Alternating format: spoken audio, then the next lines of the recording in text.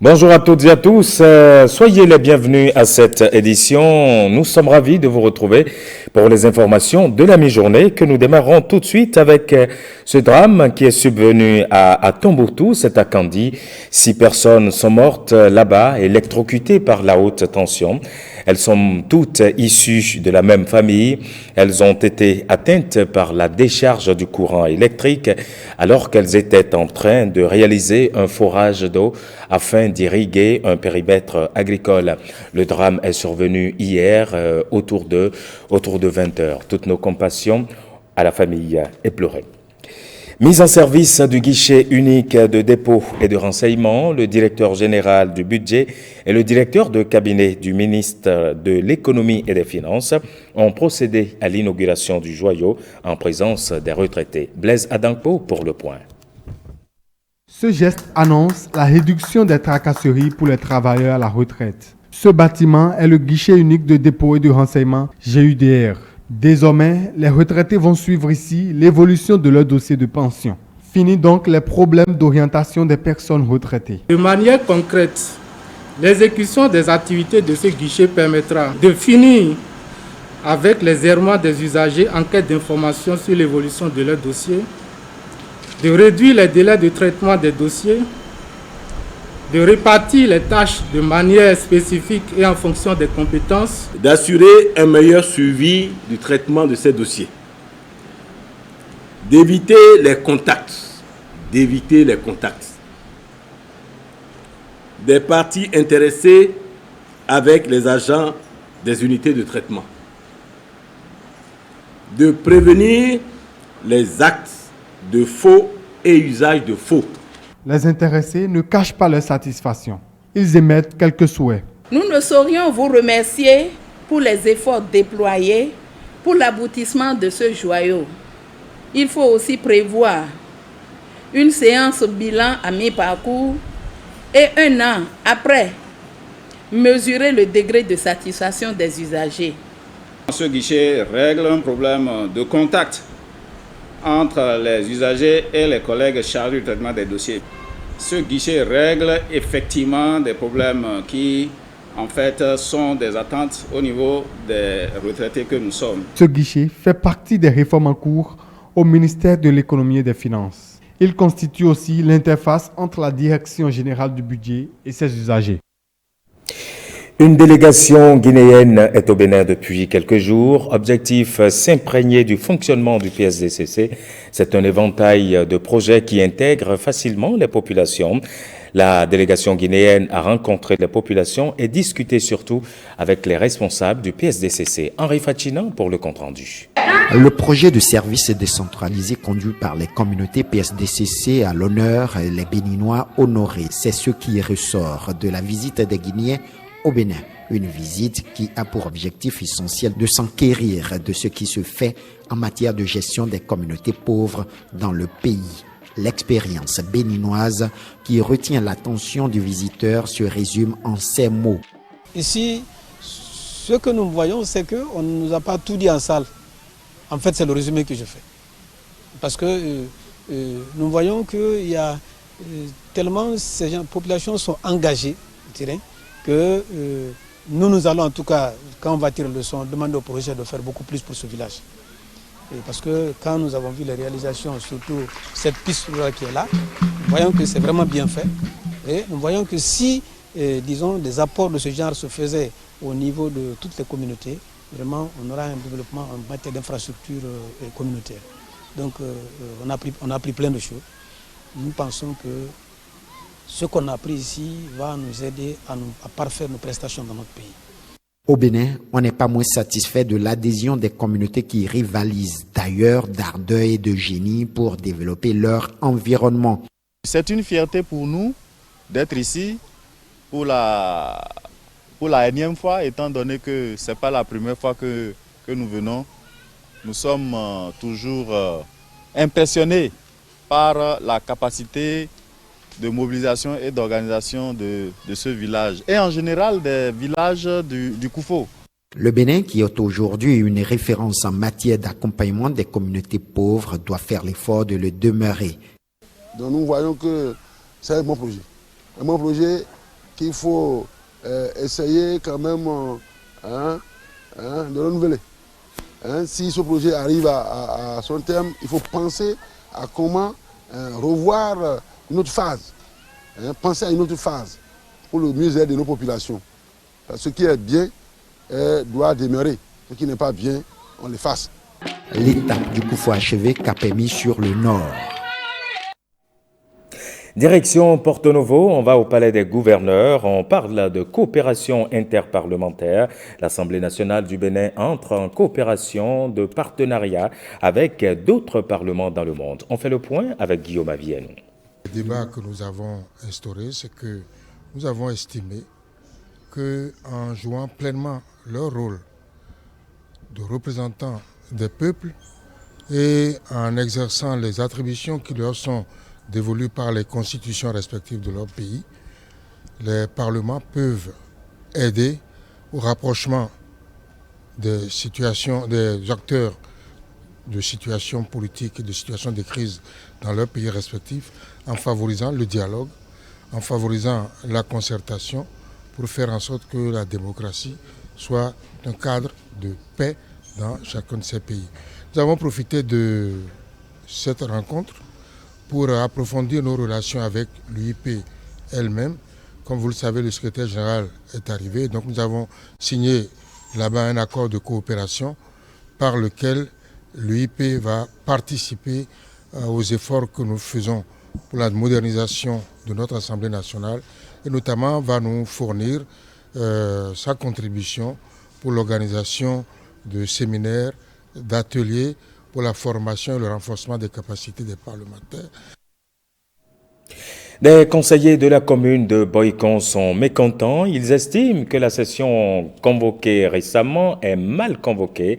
La procédure suivie, elle est bancale, disent-ils. On fait le point avec Gilles Dansou et Ernest Tétégou. Le mode de convocation de cette session extraordinaire n'est pas du goût de certains conseillers de la commune de Boycon, raison pour laquelle ils ont décidé de claquer la porte. Nous avons fait une opposition à la présente séance. Sur ce, nous nous retirons. Ils estiment que l'article 18 de la loi portant organisation des communes n'est pas respecté. L'article 18 de la loi portant organisation des communes stipule clairement que la convocation doit être adressée 3 jours avant. Au cas où, pas mesure de nécessité, le maire pouvait faire une pareille convocation, il doit tout au moins respecter les 24 heures. Et à la séance, faire notifier l'urgence au conseil afin que le conseil délibère là-dessus. Mais l'article 19 le rachète en lui permettant de tenir sa séance. Mais il a bafoué notre autorité, il a bafoué notre personnalité. Les points inscrits à l'ordre du jour sont également incriminés. Dans l'ordre du jour, il est stipulé qu'au point 1, nous devons faire l'étude et l'amendement et l'adoption du collectif budgétaire. Et au point 2, délibérer sur le fonds en écriture publique. Chers compatriotes, un conseil communal peut-il délibérer sur un fonds en écriture publique? Moi, je pense que seules les juridictions compétentes territorialement de notre pays peuvent se prononcer sur un cas de fonds en écriture publique. Et sur le cas de faute lourde, seules les autorités de tutelle, c'est-à-dire la préfecture, et par ricochet, le ministère et le conseil des ministres peuvent se prononcer sur ce cas. Ils sont visiblement très fâchés, ces conseillers. Un essai historique est désormais disponible et ça sera dans les kiosques très bientôt. Son auteur s'appelle Sylvain Adekpédjou Akindes. Le titre de cet essai, c'est bien sûr « Essai d'histoire du temps présent au Bénin post-colonial, problématique d'un engagement politique ». Le premier tome de l'ouvrage, il faut le dire, a été lancé mercredi à Cotonou. C'était devant un public d'hommes politiques et surtout d'universitaires. Monique Toron, Alain de Suyovo. 1946-1972, de l'instabilité au marxisme-léninisme, est le tome 1 d'une série de 3 ouvrages que l'auteur a voulu réaliser sur un pan de l'histoire politique du Dahomey intitulé « Essai d'histoire du temps présent au Bénin postcolonial, problématique d'un engagement politique ». Sylvain Adekpe-Joaquines, mathématicien, ancien ministre, ancien député, livre au public sa réflexion sur une saillante partie de l'histoire du Dahomey dans un ouvrage de 330 pages publié aux éditions Star. Subdivisé en 5 grandes parties, l'ouvrage fait promener le lecteur à travers la période coloniale du Dahomey, l'épreuve de l'indépendance du Dahomey, la naissance des partis politiques dans le pays, la recherche d'une impossible stabilité politique par les différents acteurs et l'activisme des organisations estudiantines et révolutionnaires au Dahomey. Adekpe Sylvain Akines cherche à circonscrire les contours des idéologies dominantes dans la lutte politique béninoise. Il scrute l'impact de ces idéologies sur les convictions d'une génération d'acteurs. Pour le préfacier, l'ouvrage met en relief la crise des modèles de développement et de perspectives d'orientation pour l'avenir de l'Afrique. Le contenu de l'ouvrage avait aussi un contradicteur de taille. Pierre Shaw, ancien ministre et ancien activiste des mouvements marxistes-léninistes révolutionnaires, n'est pas allé par 4 chemins pour porter ses critiques sur certaines parties du livre. L'historien a relevé certaines affirmations qui paraissent à ses yeux comme étant des faiblesses méthodologiques et épistémologiques dans la démarche de l'auteur. Les grèves des syndicats, les agitations, la subversion des jeunes, on évoque cela, mais sans l'étudier en tant que manifestation signifiante de la vitalité d'un courant, d'un mouvement social. C'est important que Sylvain Akines ait fait cela. L'auteur s'est ensuite livré à l'épreuve des tentatives de réponse aux réactions du public. Cher Rochon, j'ai dit, la Ligue voyait plus loin. Parce qu'elle voyait qu'on ne peut pas avoir des organisations de région s'il n'y a pas un chapeau. Voilà. C'est ça que j'ai écrit. Mon ami, il a parlé de l'OMLD, etc. Il connaît peut-être son OMLD, mais je connais la mienne. Ce premier tome sera suivi de 2 autres, nous promet l'auteur. Il a d'ailleurs reçu le soutien du public qui a salué cette volonté du mathématicien qui s'essaie à l'écriture. Et bientôt, les pollueurs seront sanctionnés. La phase de répression, c'est dans un peu moins d'une semaine. L'application du principe pollueur-payeur sera effective. Seulement, cela suscite déjà beaucoup d'interrogations dans le rang des populations. Jean-Claude James s'est intéressé au sujet. Durant tout leur trajet, ces usagers de la route vont malheureusement polluer l'air respiré par la population à cause des gaz d'échappement. Mais la fin de la récréation est prévue pour le mois prochain. L'application du principe du pollueur-payeur oblige. Le principe du pollueur-payeur ne date pas d'aujourd'hui, donc 1999. Et la loi sur la qualité de l'air date de 2001. Donc c'est pour vous dire que ce n'est pas une nouvelle réforme du ministère du cadre de vie et du développement durable, sauf qu'il y a quelques années, nous avons continué par sensibiliser. À partir du 7 novembre précisément, nous allons passer à la vitesse supérieure, c'est-à-dire prendre les mesures coercitives. Nous sommes presque au mois de novembre. Et dans 7 jours, non,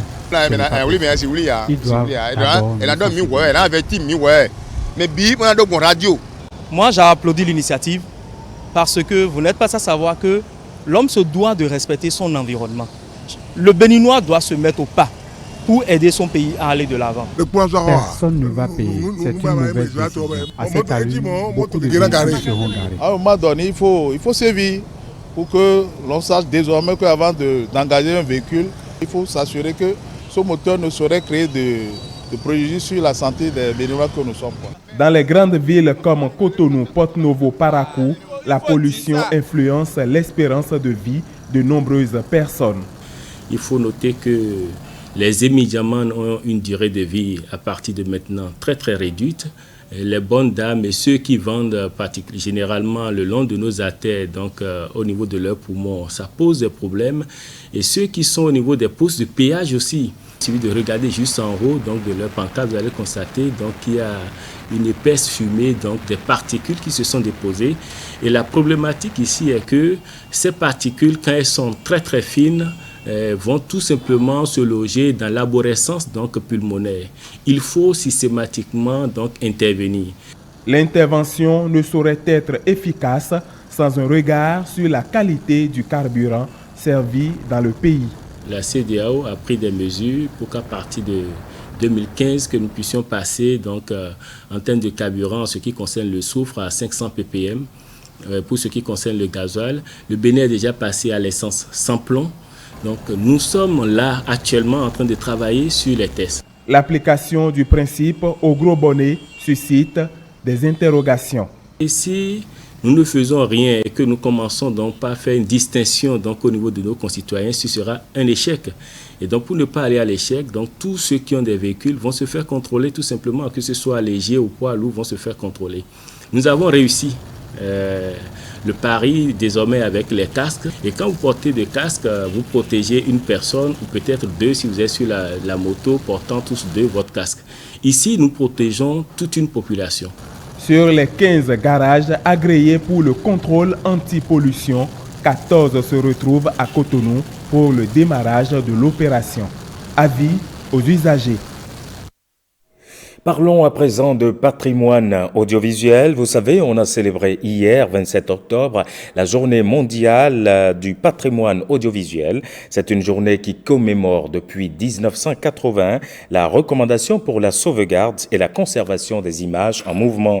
C'est une occasion exceptionnelle désormais pour sensibiliser l'opinion publique à la nécessité de prendre des mesures urgentes et de reconnaître l'importance des documents audiovisuels.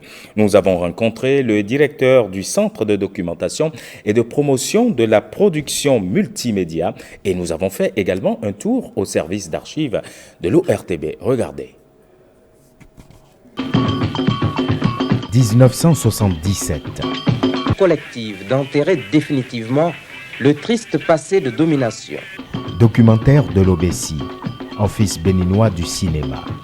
D'exploitation et d'oppression de l'impérialisme français incarné pendant 90 ans par le Dahomey colonial et néocolonial.